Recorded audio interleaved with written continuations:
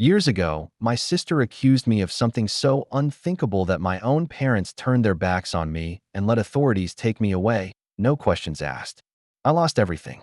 But years later, when the weight of her guilt finally caught up to her, her shocking confession revealed a heartbreaking truth that shattered the narrative they all believed and forced my entire family to face the consequences of their blind trust. Growing up, Anne and I were exceptionally close, probably more so than most siblings, despite our 4-year age difference. We were essentially inseparable.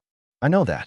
Sounds strange now, given everything that transpired, but back then, it was just normal, you know? I was never the academically gifted student. I consistently struggled with grades and barely passed most courses. However, I was deeply fascinated by electronics, not programming or computers, but rather disassembling things and reassembling them. I began with old television remotes and radios I'd discover at yard sales. By the time I was 16, I had this elaborate setup in my room: a soldering iron, multimeters, boxes filled with circuit boards and wires. My parents found it peculiar, especially since I'd spend hours in there with the door locked. Yes, that detail becomes significant later. And she understood it. She was 10 when I started taking it seriously, and she'd simply sit in my room for hours, observing me work. She'd ask countless questions about what different parts did, why I was connecting certain wires, that sort of thing. Sometimes she'd help me organize my components or hold items while I soldered. It was our special activity, you know? Our parents definitely showed favoritism, though, and was the quintessential perfect child. Straight A's, gymnastics team, student council, the complete package. Meanwhile, I was barely passing classes and dedicating all my time either to electronics in my room or to the skate park. But Anne always had my back. Like this one time in my junior year, I got caught smoking behind the gym. Instead of letting me get suspended, and concocted this elaborate story about how I was just holding the cigarette for someone else who fled. She even performed the whole crying act for the principal about how I was trying to turn my life around, and a suspension would ruin everything. The principal completely fell for it.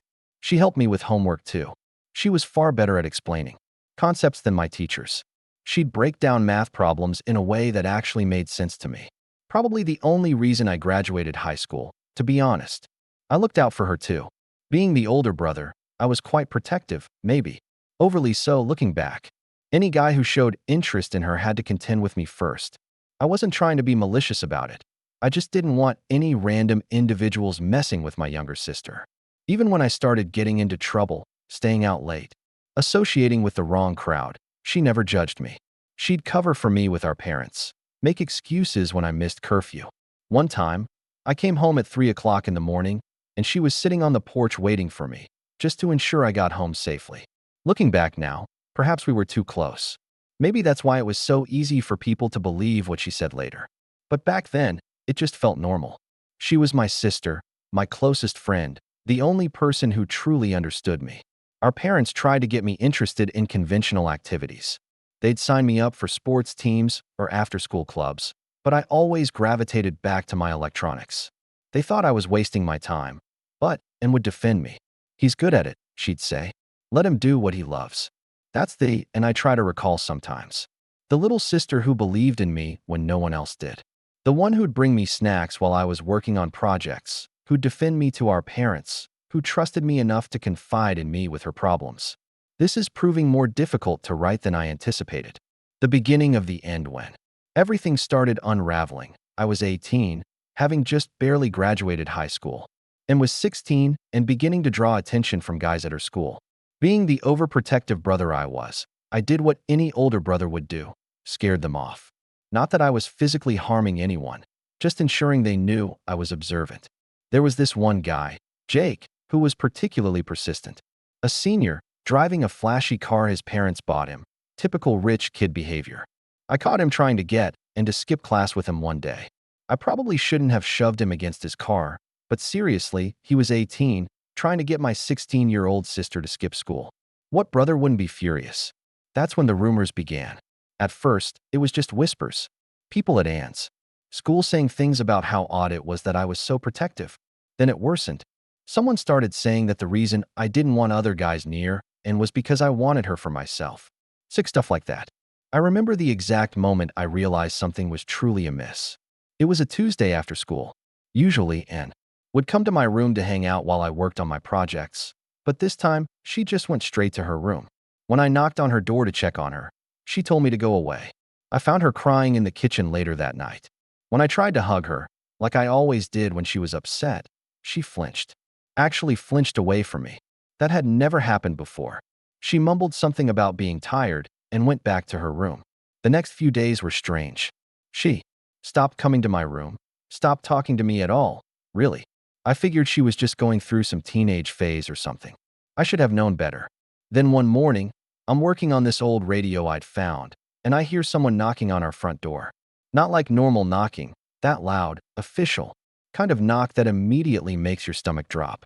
Two police officers and some lady in a suit were standing there. When my dad opened the door, they asked to speak with him privately first. I could hear them talking in the kitchen, but couldn't make out what they were saying. Then my dad called me down. I'll never forget the look on his face, like he was looking at a stranger. The lady in the suit introduced herself as being from Child Protective Services, CPS. She said they needed to ask me some questions about my relationship with Anne. Turns out, Anne had gone to her guidance counselor and told them I'd been, this is still hard to write, touching her inappropriately. She said that's why I was always in my room with the door locked, that I made her come in there. And yeah, you can figure out the rest. She told them I'd threatened to hurt her if she ever told anyone. Said that's why I was so aggressive with guys who showed interest in her. She even said I used the electronic stuff as a cover, that the wires and zip ties in my room were for other things. My dad didn't even question it, not once. He just stood there nodding as they talked, like suddenly everything made sense to him. All those hours in my room, the locked door, the protectiveness over Anne. In his mind, it all added up to something disturbing. I tried to explain, showed them my projects, the half-fixed radio on my desk, the boxes of circuit boards and old electronics. I tried to tell them about how Anne used to sit and watch me work, how she'd help me organize parts, but they'd already made up their minds. The CPS lady kept asking these leading questions. Did you make and feel special by letting her help? You. Did you tell her she was different from other girls? Everything I said just made it sound worse. When they asked about the time I pushed Jake, and had twisted that too. She said I was jealous because she was starting to like other guys, that I couldn't handle her growing up and having normal relationships because it meant losing control over her. The worst part, she had this whole story about how I'd started getting more aggressive lately because she was pulling away, how I'd told her she was betraying me by talking to other guys. None of it was true, but the way she told it, even I almost believed it. And then I lost it, right there in front of everyone. And, what the hell are you saying? My voice cracked, not from anger, but from sheer disbelief. She wouldn't look at me. And look at me. She kept her eyes on the floor, arms wrapped around herself like she was some fragile little thing that needed protection. That little act just made me angrier. You know this isn't true. You know it. I turned to our dad, desperate. Dad, come on. You know me. I would never. His voice was low, steady, but his face. I'd never seen him look at me like that before. Not disappointed, not angry, just done. You don't even want to hear me out? I took a step forward, but he put his hand up like I was some kind of threat. And flinched. She flinched. That was it. That was when I knew. You can't seriously believe this. My voice dropped. All the fight suddenly drained out of me. I looked at it again. Really looked at her. She still wouldn't meet my eyes. Why are you doing this? I whispered. She finally looked up. For a moment, it seemed like she was going to say something, maybe even take it all back. But then she glanced at Dad, at the CPS lady, at the cops standing in our living room. And that's when she doubled down. Her eyes filled with tears. She took a shaky breath and whispered, I'm sorry, Eric. And right then I understood. She wasn't going to take it back because it was too late. Because she was in too deep. Because she was scared of the consequences. I laughed. Actually laughed. Wow, I said. You're really doing this. You're actually doing this. And squeezed her arms around herself tighter. I just couldn't keep it in anymore. Dad clenched his jaw. Get your things. We're going to the station. And that was it. No trial. No evidence. No real questions.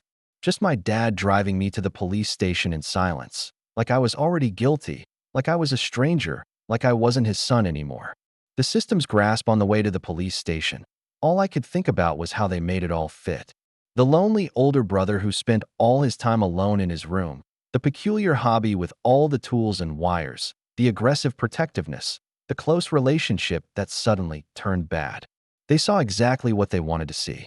The interview room at the police station was precisely like you see in movies. They left me sitting there for what felt like hours before two detectives came in. The male detective, Rivers, played good cop, kept saying stuff like, "We just want to understand what happened, Eric. Help us help you." The female detective, I don't recall her name, just sat there taking notes and giving me these looks as if I were dirt. Rivers started discussing my electronics hobby. "Tell me about the things you build," he said, trying to sound interested. So I explained about fixing old radios, building simple circuits, basic stuff. And would help you with these projects?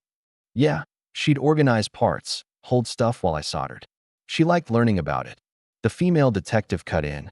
"So you'd have her alone in your room, door locked, handling your equipment?" That's when it hit me. How they were twisting everything. Every normal thing suddenly sounded wrong. They kept pressing about the locked door.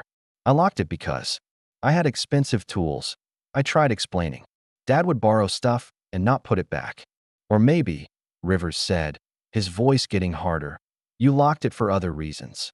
They had this whole file of evidence and statements about how I'd started touching her when she was 12, right when she started getting interested in my projects. How I used the electronics as a way to isolate her, made her feel special by teaching her things no one else knew. That's insane, I said. She's my sister. I was teaching her because she was interested. The female detective leaned forward. Interested in electronics, or afraid of what would happen if she wasn't. Then they brought up the Jake incident. But in their version, I'd attacked him because he was taking and away from me. They had statements from other kids at school about how possessive I was, how I'd scared away any guy who came near her. Rivers pulled out some photos of my room taken that morning. They'd made it look like some kind of torture chamber. Close-ups of my tools, the wires, the zip ties I used for cable management. Even my project notes looked sinister in their photos. Your father says you'd spend hours alone with and in this room, Rivers said. Want to tell us what really happened in there? I lost it, started yelling about how they were making normal brother-sister stuff sound perverted. Bad move. Rivers just nodded, like I'd confirmed something. Classic defensive reaction, he said to his partner. Then they brought up my grades. My lack of friends, the hours alone in my room. They built this whole profile of an isolated, unstable guy obsessed with his sister. They weren't just investigating, they were building a case. And the more I denied it, the more guilty I looked. My lawyer, if you could even call her that, barely fought back. We need to consider a plea deal, she told me, as if it was my only option. If this goes to trial, you could be facing 20 years in prison. After hours of this, Rivers finally said, Look, Eric, here's the deal. We have enough for charges, serious charges. But if you work with us, admit what happened, and show remorse, we can help you. I didn't do anything wrong, I said for probably the 100th time. Then explain why and would make this up. I couldn't, because it didn't make sense. My sister, who I'd protected and cared for, who used to wait up to make sure I got home safe. Why would she do this? The next part is kind of a blur. There were meetings with lawyers. My parents had hired one but told me I had to find my own. The public defender they gave me was fresh out of law school and already convinced I was guilty. She told me my options. I could fight it, but she made it clear that winning wasn't likely. Juries believe victims, she said flatly. And Anne is young, emotional, and convincing. She laid out the reality. If I went to trial, I was facing a potential 20 years in prison. The plea deal was mercy, 5 years probation, lifetime registry, but no jail. If you take this to trial and lose, she warned, you won't get another chance. My own parents weren't even in my corner. Dad just shook his head. Don't put your sister through a trial, he said. Just take the deal. But I'm innocent. I said. They all say that. She replied without looking up from her papers. They have your sister's testimony, documentation of behavioral changes, witness statements about your possessive behavior. No jury will believe you over a traumatized 16-year-old girl. My dad came to see me once before I took the deal. Hadn't seen him since he dropped me at the station. I thought maybe he'd finally realized the truth. Instead, he said, just admit what you did, Eric. Don't make your sister go through a trial. Dad, please, I begged. You know me. You know I'd never. He cut me off. I thought I knew you. Guess I didn't. That was the last real conversation I had with my father. Life on the list 2 days later. I took the deal, pleaded no contest to sexual assault of a minor. I got 5 years probation and a lifetime on the registry. Some of you might wonder why I'd plead if I was innocent. Truth is, they break you. They take every normal thing about your life and twist it until you can't even trust your own memory. And when everyone, your family, the police, even your own lawyer, believes you're guilty, you start thinking maybe fighting is pointless.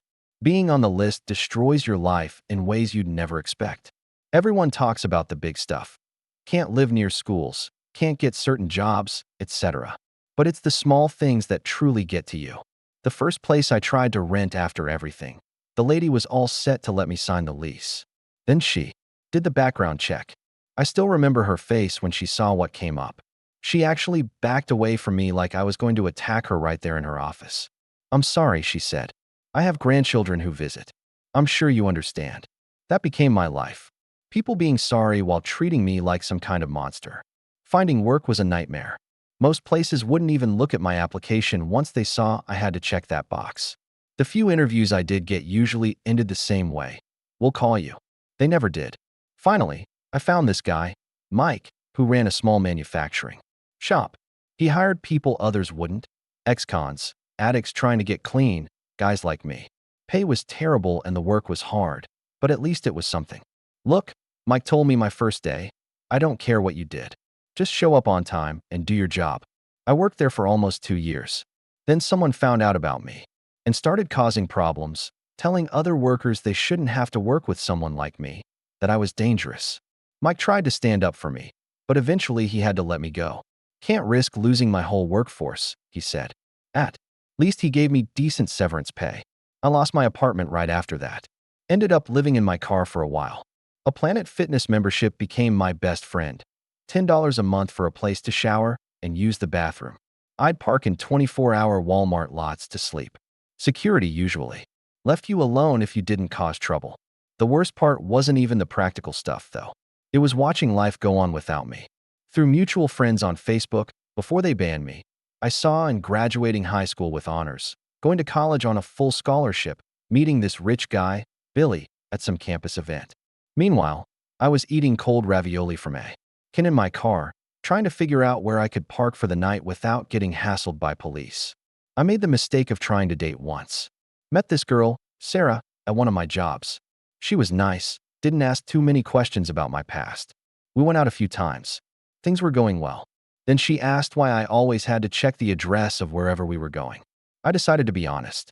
Told her about the registration requirement, how I had to be careful about where I went. I tried to explain that I was innocent, that it was a false accusation. She said she needed time to think. The next day, her brother and 2 of his friends showed up at my work. I had to quit that job too. I started hanging out at this little library branch after that. The librarian there, she kind of figured out my situation but never said anything. She'd just leave books she thought I'd like on the returns card. Lots of technical manuals, electronics books. Guess she'd noticed what I usually read. One day, she caught me looking at online courses, sat down, and helped me find free ones I could take. "Education is everyone's right," she said. She was the only person who treated me like a human being in years. I started learning about cryptocurrency. Through those courses, figured it was something I could do without anyone checking my background. Turned out I had a knack for understanding the technical side of it. Made a little money here and there trading. But you know what really messed me up? Seeing comments on and social media. All these people talking about how brave she was, how amazing it was that she'd overcome her trauma to be so successful. She even wrote this article for her college paper about being a survivor. People were calling her an inspiration. Meanwhile, I was barely surviving. Funny how that works, right? I used to think about trying to clear my name, but who would believe me? And was this perfect, successful college student? I was just some creep, living in his car. The system doesn't care about people like me. That's how I spent most of my 20s. Moving from job to job, place to place. Never staying anywhere long enough for people to find out about me. Never making friends, because what's the point when they'll just leave once they know? Some nights, I'd lie in my car looking at old family photos on my phone. Pictures of me and when we were kids, trying to figure out where it all went wrong, what I could have done differently. That's the thing about being on the list. It doesn't just take away your freedom. It takes away your past, your future, your whole identity. You stop being a person and become a label. The unraveling lie, but suddenly, everything changed. It was just a normal Tuesday. I was at work, found another factory job, better than the last one, when I got this email from some private investigator. I almost deleted it, thinking it was spam, but something made me read it. The PI said he'd been hired by Ann's husband, Billy, to look into her past. Guess she'd been acting weird lately, and Billy started digging. The PI had found inconsistencies in her story about me and wanted to talk. I ignored it at first. Had enough people mess with my life already. But then he sent another email with proof he was legitimate. Court documents, case files, stuff I'd never seen before. We met at this diner just outside town. The PI, I'll call him Frank, had this massive folder of documents. Your sister's story is falling apart, he said, spreading papers across the table. Been doing this job 30 years, never seen someone mess up their own lie this bad. Turns out, and had been sloppy. Really sloppy. The timeline she gave about when stuff supposedly happened didn't match school records. The witness statements from her friends, they changed every time she told the story. But what completely blindsided me was this. Remember Jake, the senior who kept hitting on her? Turns out he wasn't just some guy sniffing around, and had been secretly dating him. And not just that, she got caught in his car doing things she definitely wasn't supposed to be doing. She was convinced I was going to tell our parents about it. Maybe because she knew I'd always been protective, or maybe just out of pure panic. Either way, she needed a distraction, something big enough, shocking enough, to make sure no one even thought about Jake. So she made up the accusations, knowing that once those words were out, nothing else would matter. Frank had texts between, and in her friends from back then, screenshots she thought were deleted. In them, she literally planned the whole thing, talked about how she needed a nuclear option to keep me quiet. She didn't expect it to go as far as it did, Frank said. Reading these messages, it seems like she thought they'd just send you away to live with relatives or something. When your dad went full scorched earth, she was too scared to take it back. I just sat there, reading through everything, seeing proof of what I'd known all along. Frank kept talking. Billy hired me because she's been acting strange lately, drinking too much, getting paranoid. He found her crying over old family photos one night. When he asked about you, she completely shut down. That's when he called me. Then Frank pulled out one last document, a signed confession from Ann. Billy had confronted her with all the evidence, and she broke down and told him everything. I need you to understand something, Frank said. This isn't going to magically fix everything. The legal system doesn't like admitting it made a mistake, but it's a start. He left me with copies of everything. The road to redemption, I spent that whole night reading through it all. The texts where she planned it, the confession where she finally admitted the truth. I even found some posts she made on some forum, asking how to make abuse allegations more believable. The next day, I called a lawyer, a real one this time, not some overworked public defender who had already decided I was guilty. We filed for post-conviction relief based on new evidence. My lawyer said Ann's confession, combined with the discrepancies Frank uncovered, was strong enough to vacate my conviction and get me removed from the registry. It took months of hearings, but eventually a judge ruled in my favor. My record was wiped clean. I should have felt relief. I should have felt something. But all I could think about was how long it had taken, how much I had lost in the process. A week later, an envelope landed in my mailbox. No return address, but I knew who it was from before I even opened it. My parents. The first contact in 10 years. My hands shook as I tore it open, not from excitement, just sheer disbelief. Inside was a letter written in my dad's stiff, impersonal handwriting. They wanted to meet, said, and had finally come clean. Well, partially. She spun some watered-down version of the truth, painting herself as a scared little girl who made a terrible mistake. No mention of the calculated lies, the years of suffering she put me through, but apparently it was enough for them to finally believe I was innocent. Tucked inside the envelope was a check for $50,000, a number that probably felt generous to them, like it could somehow erase a decade of being treated like a monster, like it could buy back my stolen years, my dignity, my life. I held it up to the light for a second, then laughed. Nothing had changed. They still thought problems could be solved with a price tag. Money wasn't what I needed. I needed the truth to be known, and I needed to hear it from someone else's mouth. So I took the number from Frank and called him. My hands were shaking when I finally dialed. He answered after a few rings, his voice wary. "Hello, Billy? This is Eric." There was a long pause, then cautiously, "Eric who?" I let that sting. For a second before answering, "Ann's brother." Silence, then a low, humorless chuckle. "That's funny, because Ann never mentioned having a brother. Never mentioned any family, actually." I swallowed down the immediate anger rising in my chest. Yeah, that tracks. Can't have the skeletons in her closet out running their mouths. Right. Billy exhaled sharply. Jesus. I knew she was hiding things, but this? I've been married to this woman for years, had a kid with her, and I didn't even know she had a brother. Not one she didn't completely destroy first. I said flatly. There was another pause before he muttered, "Unbelievable."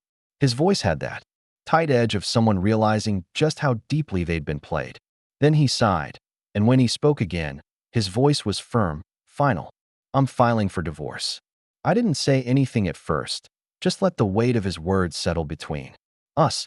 Then finally I nodded, even though he couldn't see me. "Good," I said. "You deserve better." I hung up after that. No point in saying anything else. But as I set my phone down, a strange sense of relief washed over me. Then I found the social media posts and deactivated all her accounts, but not before posting this long apology about how she'd remembered things wrong as a teenager. Made herself sound like the victim somehow. Poor, confused girl who made a mistake, now bravely coming forward with the truth. Her perfect life started falling apart after that. Billy filed for divorce. The school where she worked. Yeah, she became a teacher, imagine that. Asked her to resign. Turns out they don't like having teachers who've admitted to making false abuse allegations. I found out later that Billy got full custody of their kid. Used Ann's confession to prove she was unstable. She tried to fight it, but Frank's investigation had uncovered other lies too. Lots of them. The real truth. She'd been lying about everything for years, not just about me. She made up stories. About other people too. Had this whole pattern of accusing guys of stuff when things didn't go her way. Some people asked why she finally confessed. According to Frank, my parents had started noticing things and had been acting erratic for months, disappearing for hours without explanation, having sudden outbursts over nothing, drinking too much at family gatherings. But the final straw came when she slipped up during a heated argument with my mom. She blurted something out, something about how Eric wouldn't have suffered if Dad hadn't overreacted. My mom froze, pressed her for details, and tried to backtrack, but it was too late. The doubt had already been planted. My dad, ever the controlling figure, started digging. He reached out to people from Ann's past, even called her old high school friends. And just like that, the cracks in her story started showing. By the time Billy hired Frank and was already spiraling, trying to patch together a lie that was quickly falling apart. So when Billy confronted her with the evidence, the texts, the inconsistencies, the proof she thought was long buried, she broke. And that's when my phone rang. It was my mother. Her voice was shaky, like she had been crying for hours. "Eric, please, we need to talk." I almost hung up right then, but something in her tone kept me on the line.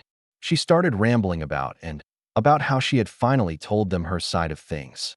How she admitted she had made some mistakes, but that she had been young, scared, confused. "She's not the same person anymore," my mother insisted. "She's broken, Eric. She cries every day. She knows she ruined your life, and she can barely live with herself." Then they actually asked, "Can't you just forgive her?" That made my blood boil. Forgive? As if she had borrowed my car and crashed it? As if she had stolen some money from me? As if she hadn't stripped away my entire life, left me in ruins while she got to move on and play the victim for years? "You don't understand," my mom continued. "She's suffering now too." That was the moment I decided to meet them. Not for closure, not to rebuild some broken family bond. I wanted them to know exactly what they did to me. "Fine," I said. "Let's meet." But I already knew how it was going to end. The last encounter, we met at this restaurant halfway between our cities. Mom started crying as soon as she saw me. Dad just sat there, looking old and broken. Guess having your golden child turn out to be a liar does that to you. Mom tried to hug me. I stepped back. "Let's just sit down," I said. They had this whole speech prepared about how sorry they were, how they should have believed me, how they wanted to rebuild our family. Dad even pulled out his checkbook again, like throwing money at it would fix everything. Put that away. I told him, I didn't come here for your money. Mom kept saying stuff like, we were just trying to protect your sister. And we did what we thought was right at the time, making excuses like always. I let them talk themselves out. Then I pulled out the folder Frank gave me, started reading his texts out loud, the ones where she planned the whole thing. I watched their faces as they realized just how badly their precious daughter had played them. She was scared, Mom tried to defend her. She was just a child. I was barely an adult, I said. Where was my protection? Where was my benefit of the doubt? Dad tried next. We know we messed up. We want to make it right. Make it right. I laughed. You want to make it right? Can you give me back my 20s? Can you undo the registry, the jobs I lost, the people who treated me like garbage? They just sat there, finally running out of excuses. I told them everything then, about living in my car, showering at Planet Fitness, eating cold food because I couldn't afford a place with a kitchen. I showed them the scars on my wrists from my lowest point. Mom threw up in the restaurant bathroom. For the first time in years, my parents were finally forced to sit with the truth, the undeniable proof that they had thrown away their own son without hesitation, that their golden child wasn't golden at all. I watched them sit there in stunned silence, their entire world crumbling in real time. You did this, I said, voice steady. You let it happen. My father looked like he wanted to argue, like he wanted to defend himself. But for once, he didn't. He just stared at the table, jaw clenched. Mom, though, she still tried. Eric, we were just trying to protect her. We thought we were doing the right thing. I leaned back, letting out a slow breath. You know what the worst part is? I get that. I do. If I actually was some kind of monster, you would have been doing what any decent parent should do. But you never even gave me a chance. Not once. You decided I was guilty because it was easier than questioning, and you let me rot for it. Tears streamed down her face. We were wrong, she whispered. We were so wrong. I let that sit for a moment, because, yeah, they were wrong. They were more than wrong. But nothing they said could ever undo what I had lost. The 10 years of my life where I wasn't a person, just a label. Mom reached across the table, her hand shaking. Please, Eric, we can't change the past, but we're still your parents. Can we at least try to fix this? I pulled my hand back before she could touch me. Fix it, I scoffed. Tell me, Mom, how exactly do you fix 10 years? She opened her mouth, but no words came out. Dad finally spoke. You have every right to hate us. His voice was hoarse. But we're still your family. I shook my head. No, you stopped being my family the moment you decided I wasn't worth fighting for. A heavy silence settled between us. They had expected anger, maybe even screaming, but I was past all of that. I didn't need to yell. They were drowning in their own guilt without me saying another word. Then Mom played her last card. And is suffering too, Eric. I stared at her. Of course she would say that. She lost everything. Her marriage, her career, her friends. She deserved to. I cut in, voice cold. Mom recoiled like I had slapped her. She made a choice, I said, leveling my gaze at them both. She lied, and I paid the price. But you. I looked directly at my father, who flinched under my stare. You made a choice too. You believed her without a second thought. You let them take me without hesitation. Dad shut his eyes for a moment as if he could block out the truth. Mom's voice was barely above a whisper. She's not the same person anymore. I let out a dry chuckle. Neither am I. And that was the real tragedy, wasn't it? The person they had known, the boy who spent hours in his room fixing radios, who would have done anything for his little sister. He was gone. They had buried him a decade ago when they let the police take me away. I grabbed the check my father had put on the table earlier, $50,000, a number they had probably pulled out of thin air thinking money could erase what they had done. I stared at it for a second, then ripped it in half. I don't need your money. I said, I don't need anything from you. Mom started sobbing. Dad said nothing. He just sat there like a man finally realizing he had lost something he could never get back. I stood up. You made your choice, I said quietly. Now you get to live with it. I walked out without looking back. I didn't feel anything when I left that restaurant. No rush of victory, no weight off my shoulders, just nothing. And maybe that was the real closure. A few weeks later, I got a letter in the mail. No return address, but I knew who it was from before I even opened it. It was from Anne. I stared at the envelope for a long time before finally opening it. The letter inside was short. I don't expect you to forgive me. I just wanted to say I'm sorry. That was it. No excuses, no explanation, just that. I held it for a moment, then set it down, and I never wrote back. And yeah, life didn't magically become perfect after that. The damage had been done, and I would always carry the scars of those 10 years. But I was finally free. Really free. With my record expunged, I could finally live without the weight of my past hanging over me.